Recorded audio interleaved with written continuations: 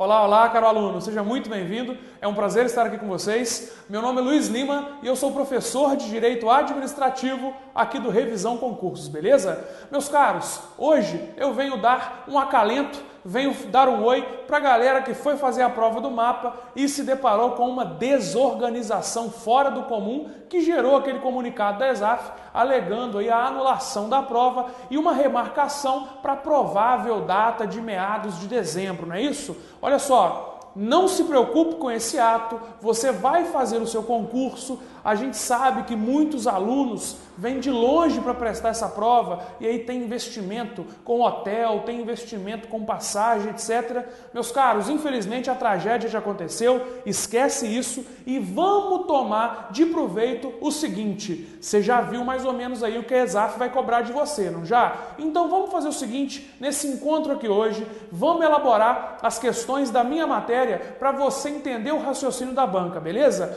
A gente vai fazer aqui um apanhado rápido, um breve comentário para que você entenda o que a ESAF quis de você e o que era a resposta correta daquela questão daquela prova, né, que alguns tiraram da sala e outros não, beleza? Galera, então é o seguinte, fica tranquilo, aqui no Revisão a gente tem um sistema bastante dinâmico, bastante objetivo e vai conseguir dar o gabarito para você de todas as questões. Quer ver? Coloca a lousa pra gente, Gabriel. Vamos lá. Meus caros, vamos dar uma olhadinha na prova aqui? Seguinte, ó, primeira questãozinha de direito administrativo, já destaco para você o seguinte, tá? A questão 1 até a 10 cobrou direito administrativo, que você vê comigo, e cobrou, em meio a isso ainda, questões de ética no serviço público e de direito constitucional. Salvo engano, o constitucional foi uma questãozinha só, né? Salvo engano, o constitucional foi uma questãozinha só. Mas enfim, a gente vai fazer então aqui as 5 questões que caíram de direito administrativo, tá ok? Olha a questão número 1.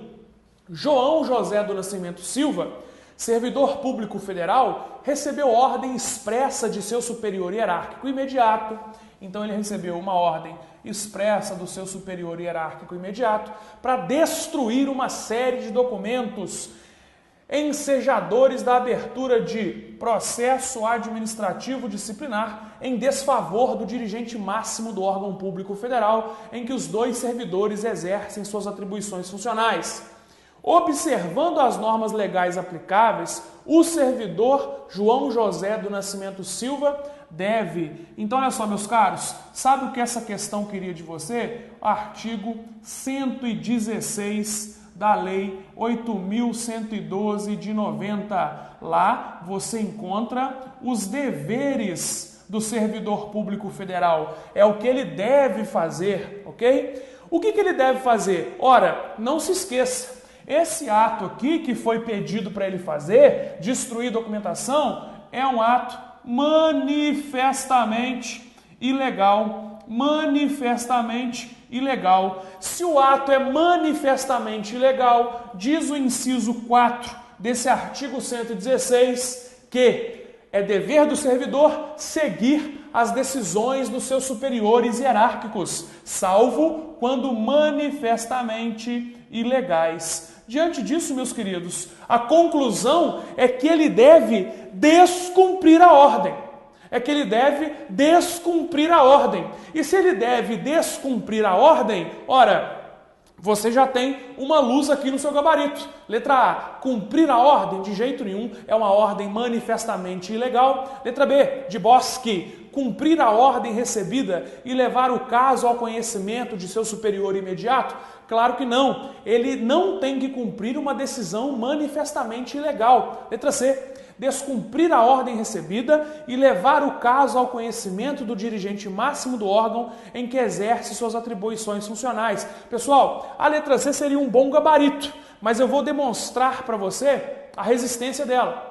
Letra D, guardar sigilo de forma alguma, tá? Você não tem que guardar sigilo disso. E letra E, descumprir a ordem recebida e dar ciência do caso à autoridade competente para apurá-lo. Luiz, por que não é a letra C? Joga para mim, Gabriel. Meus queridos, Primeira coisa, identificou o nosso artigo 116? Confere o inciso 4, tá joia? Você não tem que cumprir uma ordem se ela for manifestamente ilegal. Note que o enunciado falava de um superior. Então você vai levar essa decisão para o superior? Claro que não. Ele também tá de danadinho na história. Então você leva para quem? Para a autoridade competente para apurar. Perfeito? Tranquilo? Nós temos aqui um gabarito como sendo, coloca a lousa, Gabriel, por gentileza, um gabarito como sendo letra E. Letra E é o nosso GABA. Perfeito? Tranquilo? Muito bom. Questãozinha tranquila, artigo 116, né? Sempre importante ler os incisos, tá joia? Comentamos isso no nosso curso, perfeito? Vamos seguir. A questão número 2 agora. A ação judicial para responsabilização por ato de improbidade administrativa praticado por agente público que atente contra o princípio da impessoalidade será proposta pelo... Meus caros, olha só, eu tenho o autor do ato de improbidade, também chamado de sujeito ativo da improbidade, ok? E tenho aquele que sofre as consequências do ato de improbidade, a vítima, tá joia? Chamado sujeito passivo. Tudo isso no nosso curso, tá? Graças a Deus, somos muito felizes aí.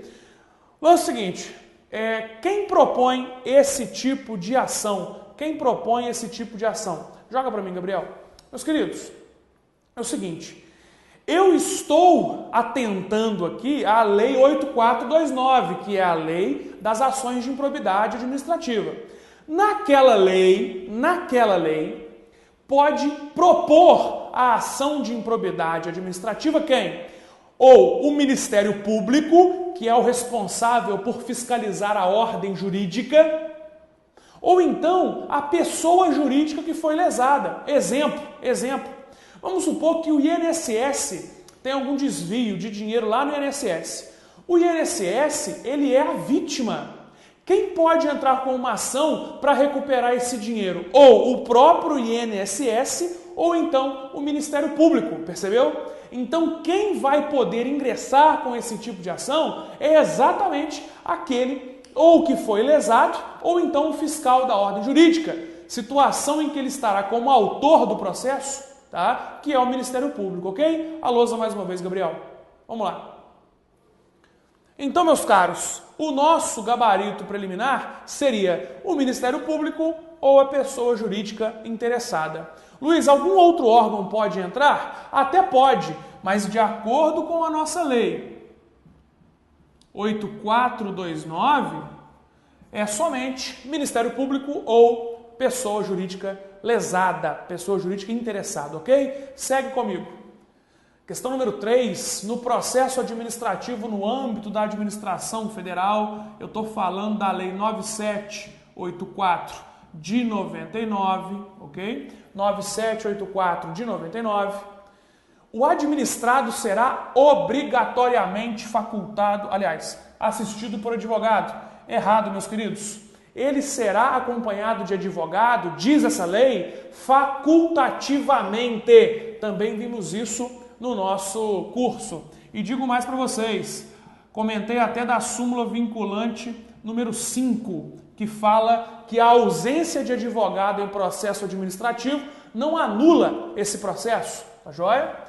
Letra B, a delegação de competência será realizada obrigatoriamente para órgão ou autoridade hierarquicamente subordinada. Meus caros, a delegação não deve ser feita obrigatoriamente por alguém de hierarquia subordinada, tá joia? A delegação, ela pode ser feita para alguém de hierarquia idêntica ou então alguém de hierarquia diversa, perfeito? Letra C, o ato de delegação de competência publicado é irrevogável. Disse também no nosso curso, se eu falo de delegação ou de avocação, meus queridos, eu estou falando de hipóteses transitórias de alteração de competência, ok? Tranquilo? Joga para mim, Gabriel. Meus queridos, entendam comigo o seguinte, delegação e avocação São hipóteses excepcionais de troca de competência. É como se eu dissesse para você, se eu vou praticar algum ato, mas eu tenho algum interesse, né? Se eu vou praticar algum ato, mas aquilo ali não pode ser feito por mim. O meu chefe, ele vai virar o seguinte, ó, faz essa aqui para mim, por exemplo, ou deixa eu fazer para você, porque eu não posso, né? Porque eu não posso. Quando a competência é alterada por delegação ou avocação, você tem que saber que isso deve ser delimitado, vai ser no dia tal até o dia tal, às tantas horas, para fazer a ação tal. Você não pode, de forma alguma, ter delegação ou avocação genéricas. Você não pode, de forma alguma, passar competências sem a devida delimitação. É por isso que, naturalmente, se eu faço uma delegação ou avocação de competência, ela será revogada automaticamente no dia em que encerrar o prazo. E se eu quiser encerrar antes, eu posso. Pois entenda, delegação e avocação são trocas de competência excepcionais. Não acontecem como regra, percebeu? A lousa mais um instante, Gabriel. Conclua comigo. Vamos lá? Olha só. Então, quando falou aqui irrevogável, está errado. Porque, de fato, ela tem que ser publicada no meio oficial. Mas ela é revogável e não irrevogável, como sugeriu a letra C. Letra D. O interesse indireto na matéria tratada não impede a atuação do servidor ou autoridade no processo administrativo. Se tirasse esse não aqui, estava tranquilo. Por quê? Porque se você tem interesse direto ou indireto em alguma demanda, você não pode tomar aquela decisão, seria muita sacanagem, né? Você fica impedido, tá ok? Então a questão disse que o interesse indireto não impede. Mentira, impede sim. De conseguinte, forçosamente, concluo pelo gabarito, na letra E, a avocação excepcional e temporária, show de bola, deve obrigatoriamente justificar os motivos relevantes de sua adoção. Meus queridos, letra E, tá joia? Letra E é o nosso gabarito sem maiores dificuldades. Segue comigo mais um pouco. Número 4 agora é a nova investidura do servidor estável no cargo anteriormente ocupado ou no cargo resultante de sua transformação, quando invalidada a sua demissão por decisão administrativa ou judicial. Pois bem, aqui você vai destacar o seguinte, ó, cargo anteriormente ocupado, beleza? Por quê, meus queridos? E aqui, até o comentário de alguns alunos fizeram com que a gente repensasse o gabarito. Em qual sentido? Se você conferir o artigo 29 da Lei 8.112, a recondução é o retorno para o cargo anteriormente ocupado, beleza? E aí, o parágrafo 1º desse artigo fala para a gente o seguinte, ó. Toda vez que eu tenho uma reintegração, eu vou ter uma recondução, né? Beleza. E nessa questão tem outro detalhe. O retorno para o cargo anteriormente ocupado é decorrente de uma invalidação da demissão por decisão administrativa ou judicial. Tranquilo? Pessoal, então olha só na verdade o que está acontecendo. Apesar de você, consultando o artigo 29, parágrafo 1º, identificar que toda vez que eu tenho uma reintegração, eu tenho, ao mesmo tempo, uma recondução, o gabarito dessa questão realmente deve ser considerado a letra A, reintegração. Por quê? Porque, meus caros, a reintegração, ela é uma especialidade da recondução. Toda vez que eu tenho retorno para o cargo anteriormente ocupado, de fato, eu tenho uma recondução. Porém, nesse caso da questão aqui, esse retorno para o cargo anteriormente ocupado é uma hipótese especial de declaração de invalidade da decisão administrativa ou da decisão ou de decisão judicial. Portanto, eu tenho aqui uma recondução pelas vias da reintegração, o que faz a gente ficar com gabarito letra A, tá joia? Meus queridos, a recondução, por sua vez,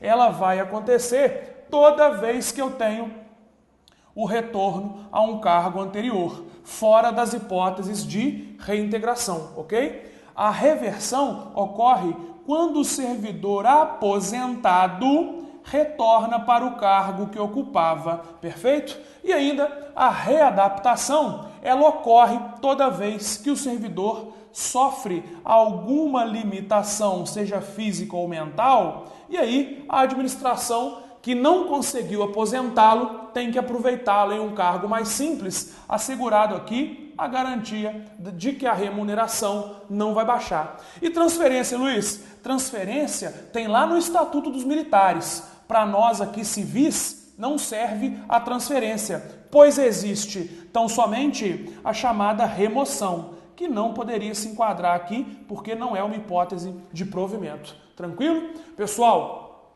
em que pese a incongruência inicial aqui, conferida pelo artigo 29, que fala da recondução, e pelo 28, que fala da reintegração, a gente opta realmente, né, pelo gabarito letra A, tá joia? No mais, a gente falou de todos esses institutos no nosso curso, graças a Deus, ok? Questão número 6, a última questão de direito administrativo, tá? Pessoal, até entendo aí que não está no nosso edital, mas assim, como é uma matéria, pelo menos não no nosso edital de administrativo, mas como é uma matéria afeta ao direito administrativo, vou tomar a liberdade de corrigir com vocês aqui. José João da Silva Nascimento, diretor de fiscalização do Ministério da Agricultura, Pecuária e Abastecimento, adotou a quantidade de produção agropecuária como critério objetivo de fiscalização de empresas com atuação na área rural. O aludido critério implica na inclusão no Programa de Fiscalização para 2018 de empresas cujos sócios são parentes próximos e amigos íntimos do mencionado servidor. Assim, a decisão administrativa em questão observou os princípios administrativos regentes da administração pública, em especial o princípio do... Pessoal, aqui está fazendo uma referência aos princípios constitucionais. Nem todos estão no artigo 37 da Constituição, mas aqui você encontra aqueles que são expressos, né? A gente utiliza isso aí para conseguir lembrar deles. É o LIMPE. O que é LIMPE, Luiz? É que a inicial dos 5 princípios forma essa palavra. Você tem legalidade, impessoalidade, moralidade, publicidade e eficiência. Ok? E eficiência. Muito bem. Então, olha só. O aludido critério... Qual é o aludido critério, Luiz? Implica na inclusão de parentes próximos e amigos íntimos do servidor. Esse princípio... Aí a questão vem. A adesão administrativa em questão observou o princípio administrativo regente da... Beleza. Então, olha só, pessoal. O cara tomou um critério aqui objetivo de fiscalização. Se o critério que ele tomou é objetivo, eu já digo para você, ele é o que? Impessoal. Né? Se ele é impessoal, essa conduta aqui, no meu entendimento, ela respeitou a moralidade. Né? Por que respeitou a moralidade, Luiz? Porque, olha só, os parentes próximos e amigos foram beneficiados, mas o critério dele não foi subjetivo, o critério dele foi objetivo.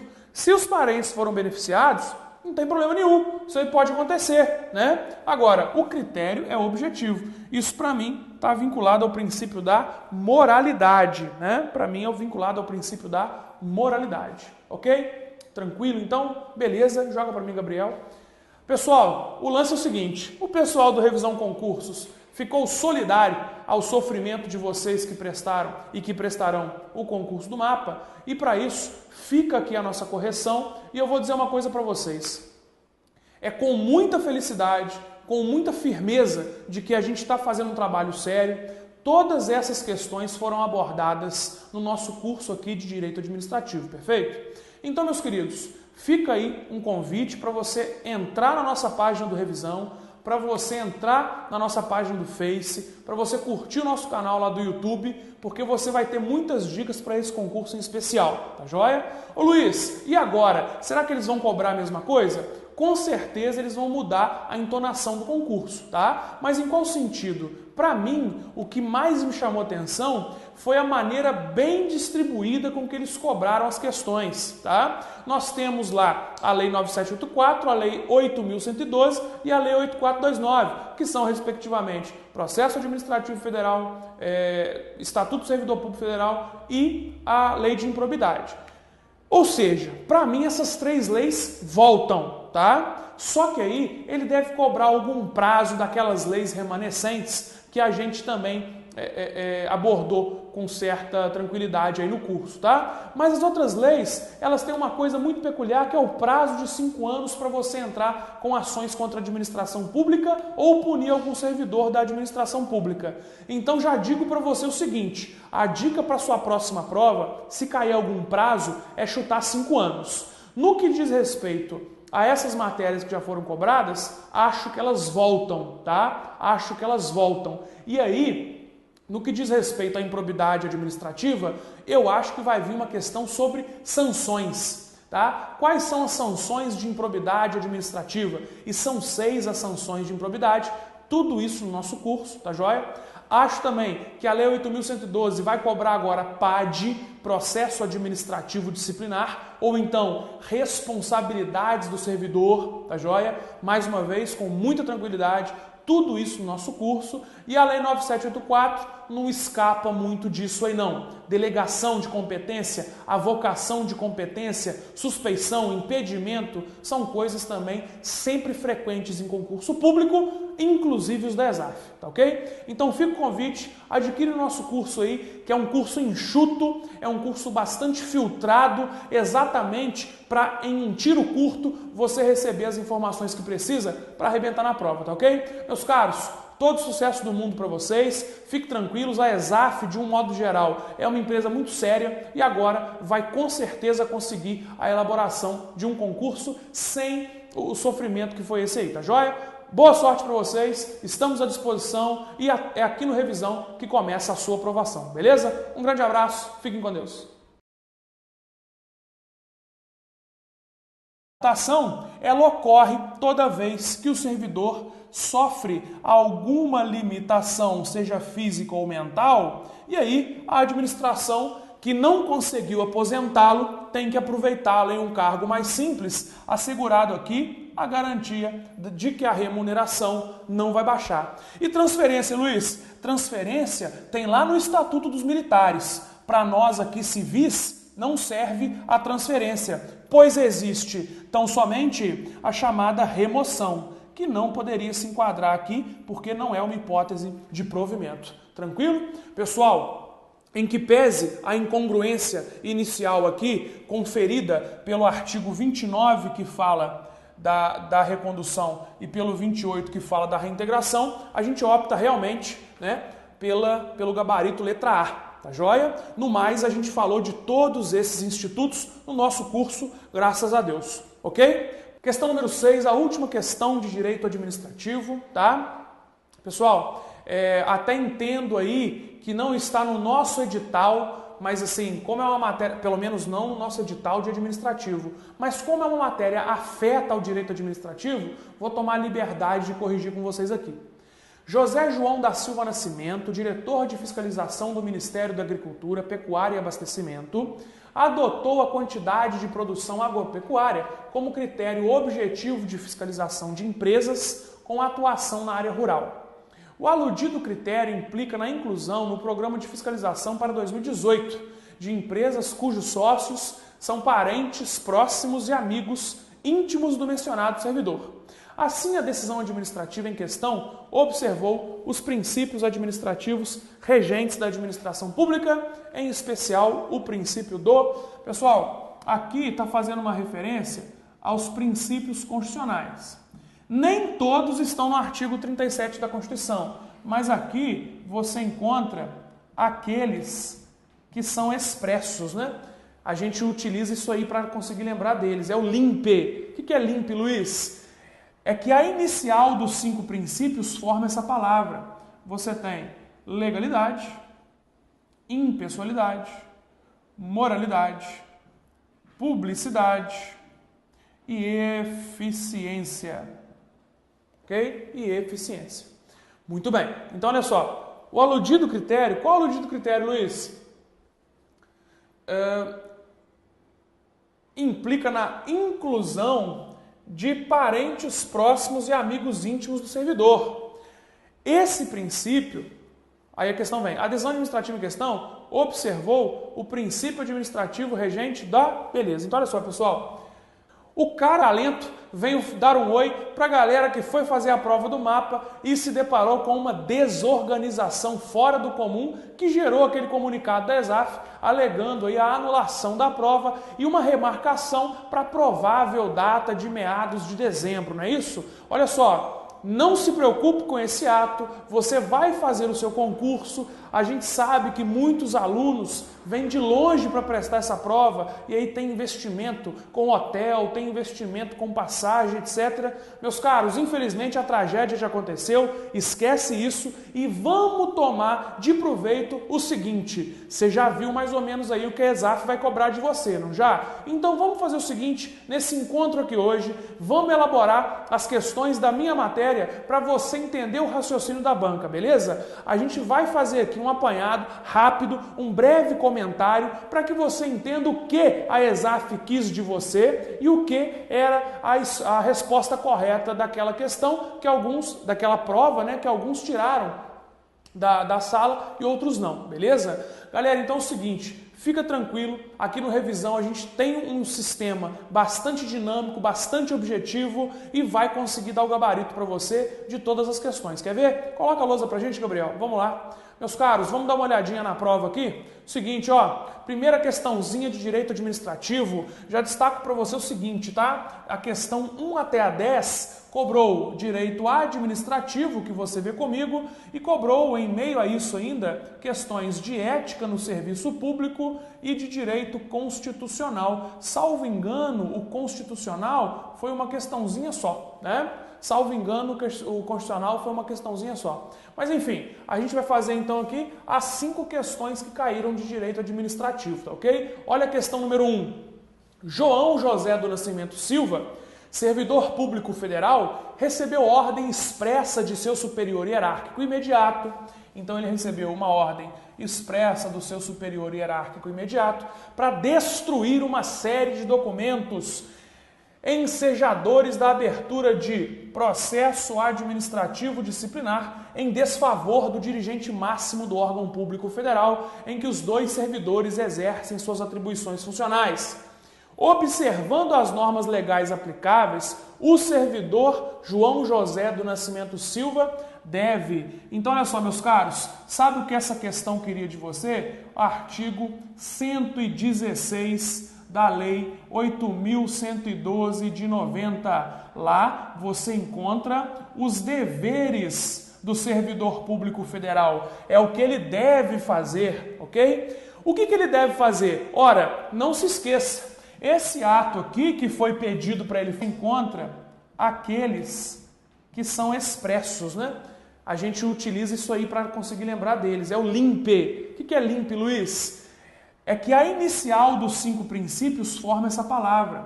Você tem legalidade, impessoalidade, moralidade, publicidade e eficiência.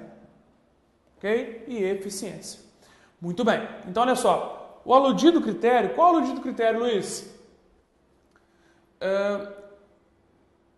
Implica na inclusão de parentes próximos e amigos íntimos do servidor. Esse princípio, aí a questão vem, a decisão administrativa em questão observou o princípio administrativo regente da beleza. Então olha só, pessoal, o cara tomou um critério aqui objetivo de fiscalização. Se o critério que ele tomou é objetivo, eu já digo para você, ele é o que? Impessoal, né?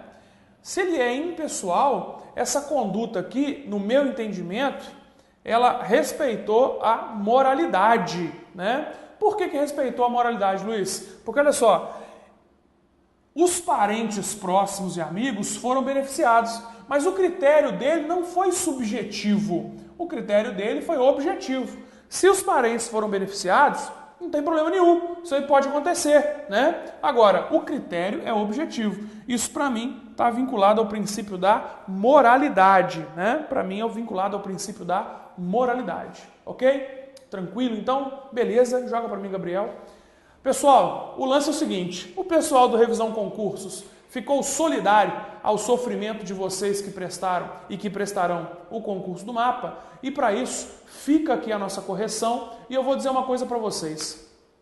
É com muita felicidade, com muita firmeza de que a gente está fazendo um trabalho sério, todas essas questões foram abordadas no nosso curso aqui de Direito Administrativo, perfeito? Então, meus queridos, fica aí um convite para você entrar na nossa página do Revisão, para você entrar na nossa página do Face, para você curtir o nosso canal lá do YouTube, porque você vai ter muitas dicas para esse concurso em especial, tá joia? Ô Luiz, e agora? Será que eles vão cobrar a mesma coisa? Com certeza eles vão mudar a entonação do concurso, tá? Mas em qual sentido? Para mim, o que mais me chamou atenção foi a maneira bem distribuída com que eles cobraram as questões, tá? Nós temos lá a Lei 9784, a Lei 8.112 e a Lei 8429, que são, respectivamente, Processo Administrativo Federal, Estatuto do Servidor Público Federal e a Lei de Improbidade.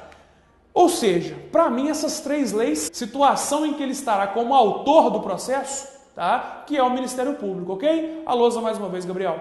Vamos lá.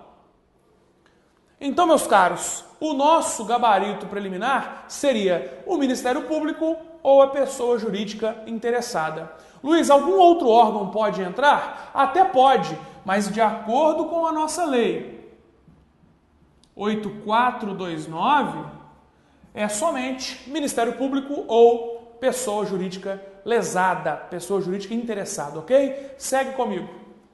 Questão número 3, no processo administrativo no âmbito da administração federal, eu estou falando da Lei 9784 de 99, ok? 9784 de 99.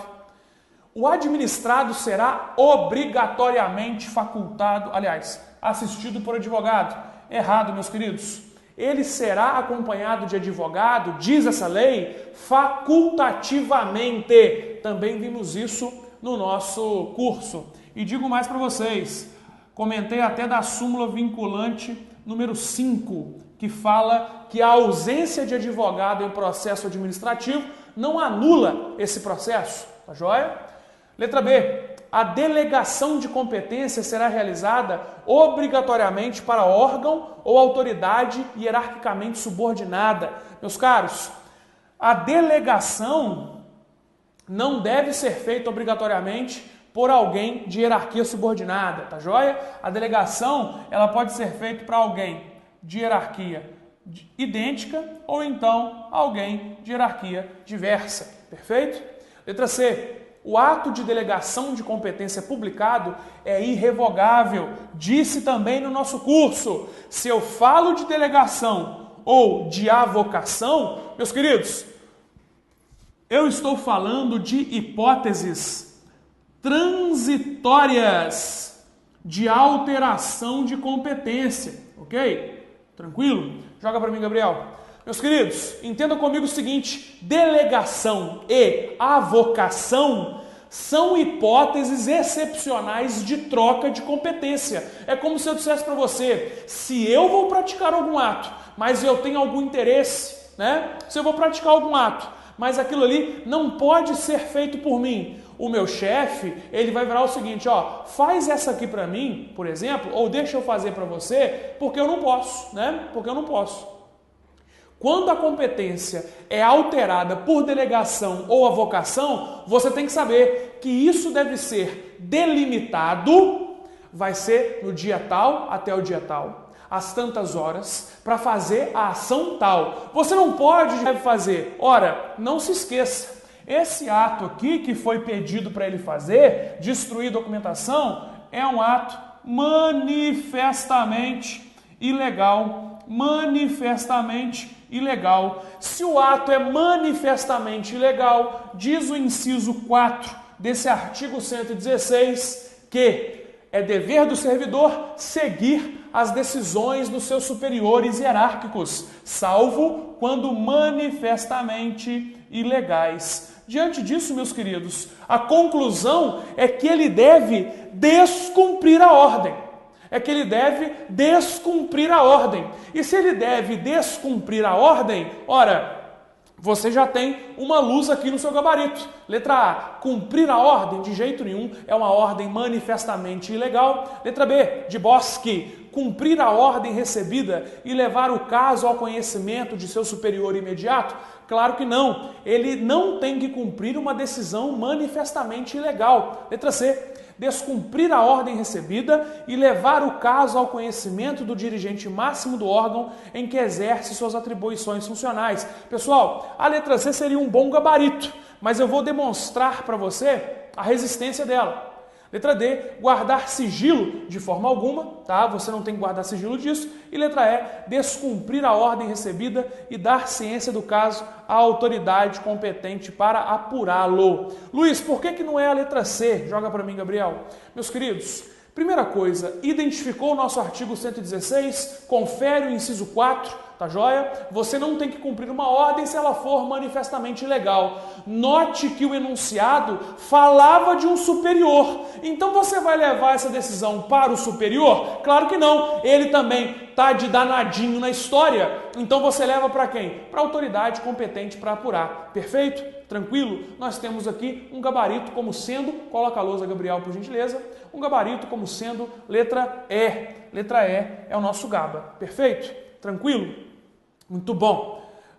Questãozinha tranquila, artigo 116, né? Sempre importante ler os incisos, tá joia? Comentamos isso no nosso curso, perfeito? Vamos seguir.